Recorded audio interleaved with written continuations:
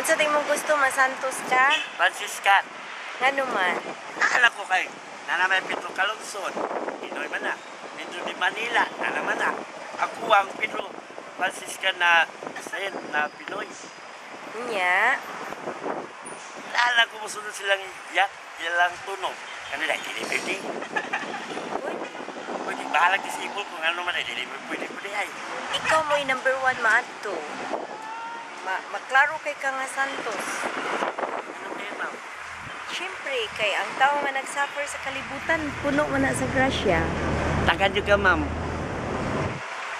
Maguna pa ka na ako sa langit. Ay gusto ko, ma'am, lang mamatay tukod ko, ma'am, pero na ako'y kabilin na murag ributo. Galan ko na. Praise the Lord. Di ko na mangita pa ko, unsa pa ko, mahilato pa ko, maunsa pa ko. Gusto ko mahimong santos lang, ano makatuman ko sa giingon ni Mama Mary. Kanindot. Namuluhod siya, namuluhod ko sa timbangan niya. Ang kulos na akong bilo ka ng Franciscan yun. Isa may ngani mo. Day. Day, amistad. Kailangan ko mo santos eh. Sige.